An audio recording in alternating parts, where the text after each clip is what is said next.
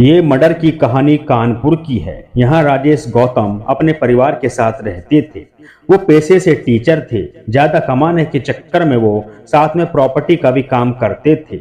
उसके पास पुश्तैनी जमीन भी थी। इसकी कीमत करीब 45 करोड़ रुपए थी। राजेश ने अपना 3 करोड़ रुपए का बीमा भी करवा रखा था। राजेश गौतम की शादी साल 2012 में पिंकी से हुई थी। राजेश ने साल 2021 में कानपुर के कोयला नगर में एक प्लॉट पर निर्माण कार्य शुरू कराया। इसके लिए वो ठेकेदार की तलाश कर रहा था।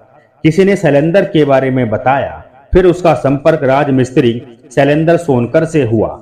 शैलेंद्र पुराना सिवली रोड जगतपुरी का रहने वाला था और राज मिस्त्री था। शैलेंद्र ने राजेश के प्लॉट पर निर्माण कार्य शुरू किया। धीरे धीरे दोनों के बीच संबंध मधुर होते चले गए। संबंध यहाँ तक विकसित हो गए कि शैलेंद्र ने राजेश के घर आना जाना शुरू कर दिया। तभी शैलेंद्र की बातचीत राजेश की पत्नी पिंकी से होने लगी। पिंकी ने बीएड कर रखा है। उसके 2 बच्चे हैं। राज मिस्त्री शैलेंद्र और पिंकी के बीच नजदीकियां बढ़ने लगी। दोनों घंटों बातें किया करते थे। एक वक्त ऐसा आया जब पिंकी उससे चोरी छिपे मिलने लगी। करीब 8 महीने पहले राजेश को इसकी भनक लग गई। 2 साल से ये रिश्ता था। राजेश भड़क गया और उसने शैलेंद्र का अपने घर में घुसना बंद करवा दिया। मियां बीबी में इस बात को लेकर जबरदस्त झगड़ा हुआ। दोनों के रिश्ते और खराब होते चले गए। राजेश और पिंकी का साथ में रहना मुश्किल हो गया। वो उससे छोड़ना चाहती थी, लेकिन पैसा लेकर अब पैसा कैसे मिलता, क्योंकि राजेश जीते जी तो ये पैसा देता नहीं। लिहाजा पिंकी के मन में एक साजिश ने जन्म लिया। ये साजिश खौफनाक थी।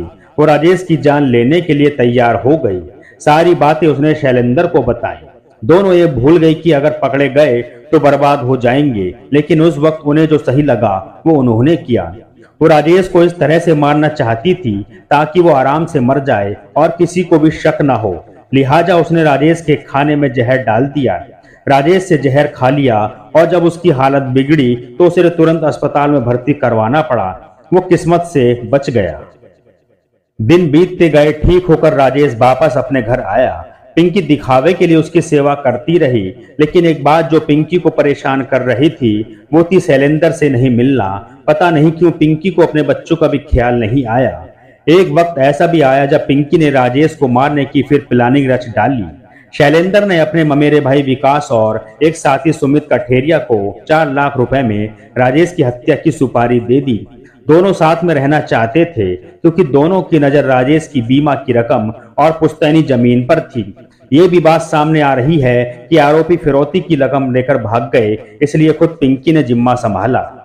दोनों ने प्लान किया अगर राजेश का एक्सीडेंट कर दिया जाए तो लोगों को लगेगा कि इसकी मौत सड़क हादसे के दौरान हो गई। ऐसे में किसी को दोनों पर शक नहीं होगा, इसलिए 2 कारों का बंदोबस्त किया। दोनों को पता था कि राजेश सुबह सैर करने के लिए जाते हैं, तभी ये हत्या करने की ठानी गई। तय प्लान के मुताबिक 4 नवंबर को जब राजेश मॉर्निंग वॉक कर रहे थे, उसी दौरान एक कार ने उन्हें टक्कर मार दी और राजेश की मौके पर ही मौत हो गई।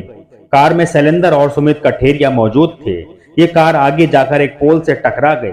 शैलेंद्र ने पीछे से दूसरी कार से आ रहे विकास को कॉल किया और उसकी कार बुलाकर उसमें बैठकर चले गए।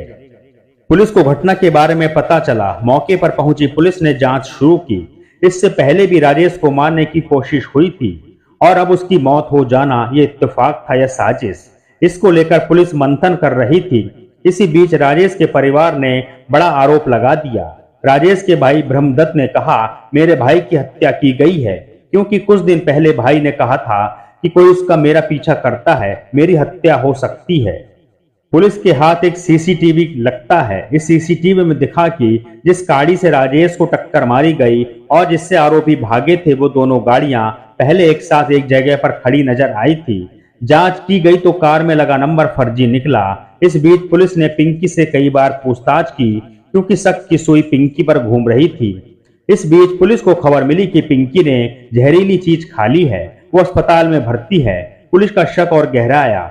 पिंकी के मोबाइल फोन के नंबरों की जांच लगातार चल रही थी। शैलेंद्र भी पुलिस के रडार पर था, क्योंकि पिंकी की सबसे ज्यादा बात शैलेंद्र सोनकर से ही हुई थी। शैलेंद्र के फोन को भी खंगाला गया। शैलेंद्र का नंबर मौका वारदात पर एक्टिव मिला। शैलेंद्र की विकास से भी बातचीत हुई थी, लिहाजा पुलिस ने उसका नंबर भी ट्रैक किया। उसके भाई विकास का नंबर भी मौके पर एक्टिव मिला। सुमित का नंबर भी एक्टिव था। अब तकरीबन ये साफ हो गया था कि तीनों घटक के दौरान मौके पर मौजूद थे।